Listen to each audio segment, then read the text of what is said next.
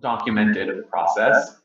You can do various biochemical tests to identify an organism, like you're familiar with the unknown identification. There are a variety of molecular tests that can be done.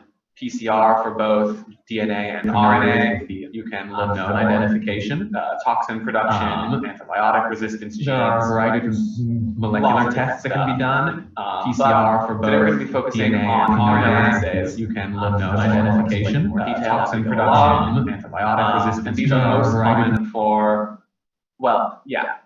For bacteria, fungi, protozoa, and viruses, so all common pathogen types, you can do what's called an ELISA.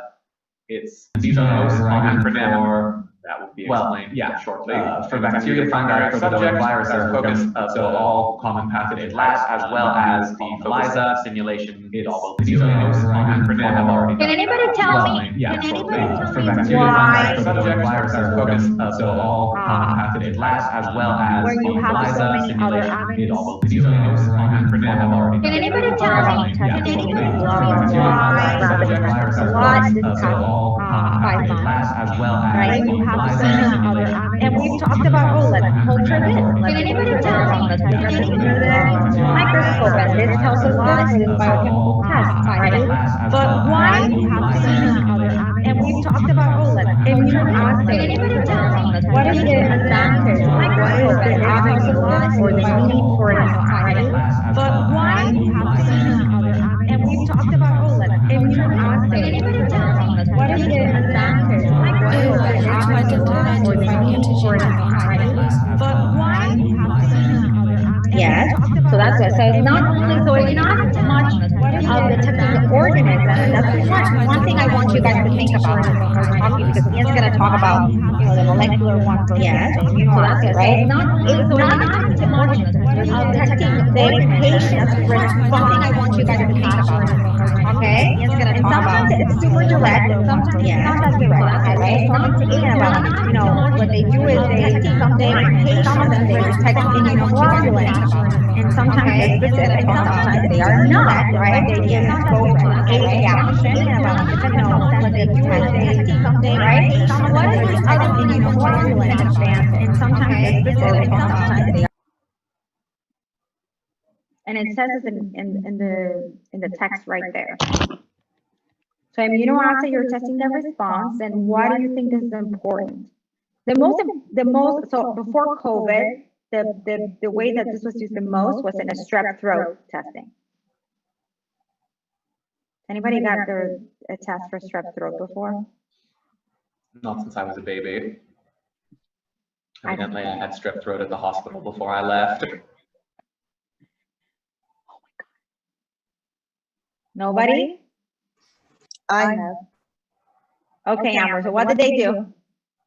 They take a long swab? Q-tip swab, and they stick it like down your throat, and kind of they swab back your throat to see, get your culture and see what, if you possibly have it, nearly choke you with so it.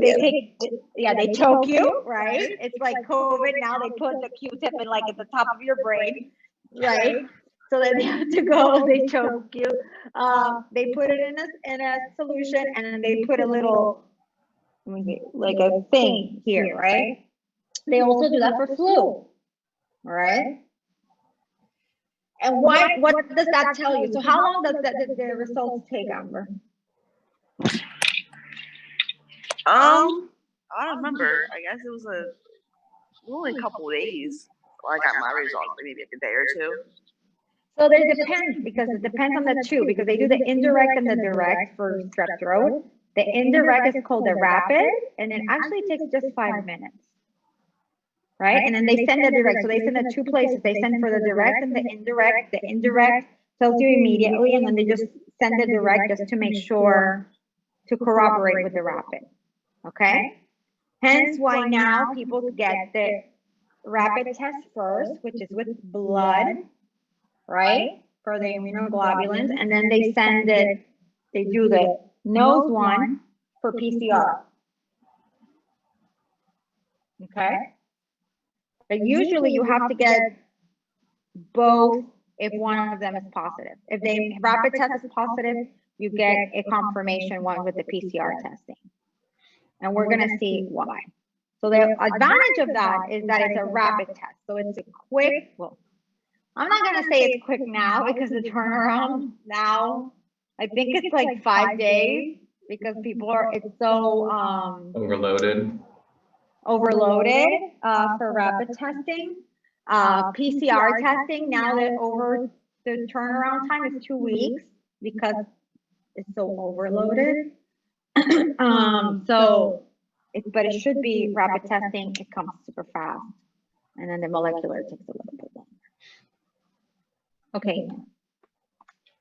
Yeah, so as Dr. Kettis mentions, the primary advantage of immunoassays is that they are comparatively speedy, and you don't need to try to grow anything, unlike you do for cultures, biochemical tests, or molecular testing, which can be helpful because some pathogens are very difficult to grow. But with an immunoassay, you don't need to grow it. So, how they work